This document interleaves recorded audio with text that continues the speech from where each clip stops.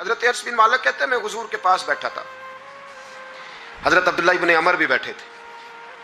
کوئی بات ہو رہی تھی، ایک حجرے میں بیٹھے تھے، دروازے پہ دستک ہوئی، مسند امام احمد میں حدیث ہے، نبی پاک علیہ السلام نے فرمایا انس دروازہ کھولو، دروازے پہ وہ بندہ ہے جس کو اللہ بغیر حساب کتاب جنت عطا فرمائے گا، وہ بندہ ہے دروازے پہ۔ حضرت انس بن مالک کہتے ہیں میں نے دروازہ کھولا تو بندہ دیکھا، غریب سا ایک انصاری صحابی، اور بندہ بڑا سادہ، وضو تازہ کر کے آیا ہے تو پانی کے قطرے داڑھی سے بہہ رہے ہیں، اور چمڑے کے جوتے اس نے لپیٹ کے نا تو بغل میں چھپائے ہوئے، آ کے اتحیات کی حالت میں بیٹھا، حضور سے دو چار باتیں کی، چلا گیا۔ ہم اس کا رنگ دیکھتے رہے اور مصطفیٰ کا کرم دیکھتے رہے۔ اس کو حضور نے جنتی کہا ہے۔ کہتے ہیں اگلے دن اسی ٹائم اسی وقت ہم حضور کے پاس بیٹھے تھے، پھر دروازے پہ دستک ہوئی، حضور نے فرمایا دروازہ کھولو، دروازے پہ وہ بندہ ہے جسے اللہ بغیر حساب کتاب جنت عطا فرمائے گا، بغیر حساب۔ کہتے ہیں دروازہ کھولا اور جیسے ہی میری نظر پڑی، بندہ بھی وہی ہے جو کل آیا تھا اور انداز بھی وہی ہے جو کل تھا، اسی طرح پانی کے قطرے، اسی طرح جوتے بغل میں، السلام علیکم، کل حضور فلاں بات کی تفصیل پوچھنی مجھ سے رہ گئی تھی، غلطی ہوگی، دوبارہ آیا ہو۔ اس نے اپنی گفتگو کی، چند جملوں میں بات سمیٹی، چلا گیا۔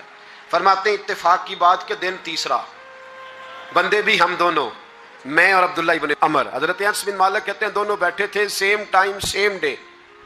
پھر دستک ہوئی، حضور نے فرمایا دروازہ کھولو، اور مسکرا کے فرمایا دروازے پہ وہ بندہ ہے جسے اللہ بغیر حساب کتاب جنت عطا فرمائے گا۔ کہتے ہیں کھل اٹھے ہمارے چہرے، باہر گئے، دستک ہوئی تھی، دروازہ کھولا۔ فرماتے ہیں مجھے یقین تھا وہی ہوگا جو 2 دن پہلے آیا تھا، اور میرے یقین کے مطابق ہی کام ہوا، وہی بندہ تھا جو کل بھی تھا، جو پرسوں بھی تھا، حالت اور کیفیت اور انداز بھی وہی تھا، پانی کے قطرے بہ رہے ہیں، اور اس شخص نے جوتے بغل میں دبائے ہوئے خدمت میں حاضر ہوا، بیٹھ گیا، بات چیت کی، چلا گیا۔ حضرت انس بن مالک کہتے ہیں تھوڑی دیر ہوئی تو حضور بھی تشریف لے گئے۔ حضرت عبداللہ ابن عمر مجھے کہنے لگے یار ویسے کتنے اس کے نصیب ہیں، کتنے نصیب ہیں، کوئی آیا لے کے چلا گیا، کوئی آیا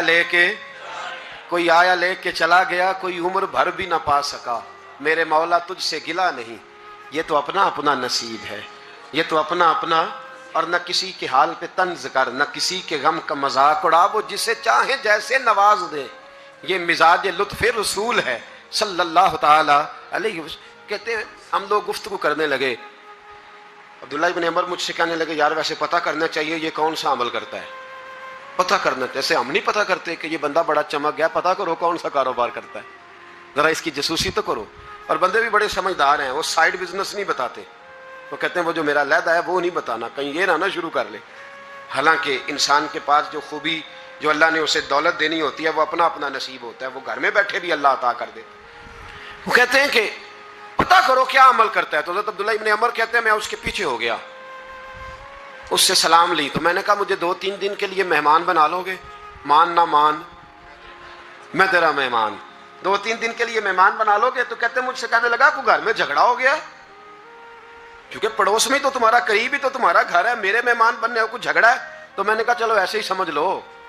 پر مجھے مہمان بنا لو۔ کہتے ہیں میں 3 دن اور 3 راتیں اس شخص کے ساتھ رہا، وہ کتنا صدقہ کرتا ہے میں نوٹ کرتا رہا، نماز کتنی پڑھتا ہے، اس کا کیا، میں چاہتا تھا کہ وہ عمل مجھے ملے جس کی برکت سے مصطفیٰ نے اسے 3 مرتبہ جنتی فرمایا ہے، تاکہ وہ کیفیات مجھے بھی ملیں۔ حضرت عبداللہ ابن عمر کہتے ہیں کہ میں نے کوئی خاص چیز نہیں دیکھی، وہ عشاء پڑھتا تو فجر تک بستر پہ کروٹیں لیتا، اور میں الحمدللہ اٹھ کے تہجد بھی پڑھتا، نوافل بھی پڑھتا۔ کہتے ہیں وہ 1 سپارہ پڑھتا، میں 3 پڑھتا۔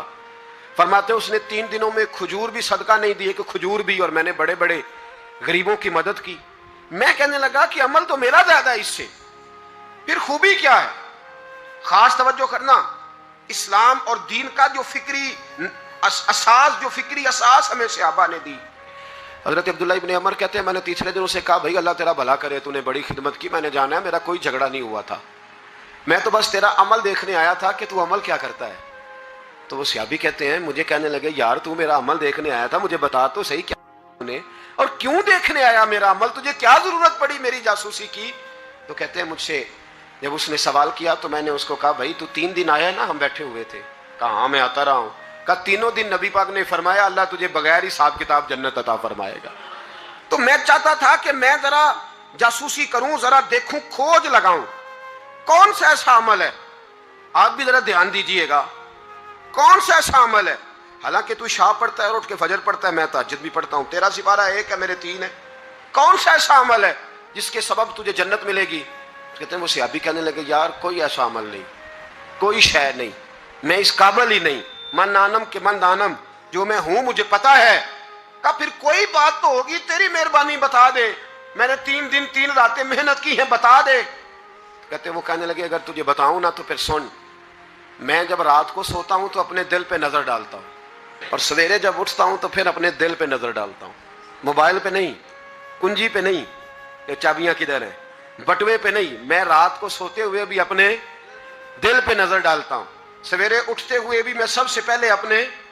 دل پہ نظر ڈالتا ہوں۔ فرماتے ہیں الحمدللہ میرے دل میں کسی کا حسد نہیں ہے، کسی کے بارے میں کوئی کینہ نہیں، کوئی کسی کے بارے میں میل نہیں، میں اللہ کے ہر بندے کے بارے میں سوچ، نظریہ، فکر اچھی رکھتا ہوں۔ اور فرمایا میں تیرے بارے میں بھی عبداللہ یہی سوچتا ہوں کہ تو مجھ سے زیادہ نیک ہے۔ الحمدللہ اس وقت بھی میرا ذہن یہ ہے کہ انس بن مالک مجھ سے زیادہ پرہیزگار ہے، اس وقت بھی میری سوچ یہ ہے کہ محبوب کے سب صحابہ میں سب سے کمزور میں ہی ہوں۔ نابد عبداللہ ابن عمر کہتے ہیں میں نے اس کا ہاتھ چوما، میں نے کہا سمجھ آ گئی ہے، تیرا نظریہ، تیری سوچ پکی اور سچی مسلمان ہے، تو دل اور روح کا مسلمان ہے، تو نظر اور روح کا مسلمان ہے۔ یہ سبب ہے کہ اللہ کے رسول نے زمین پر چلتے ہوئے بھی تجھے 3 دفعہ جنت کی بشارت عطا فرما دی۔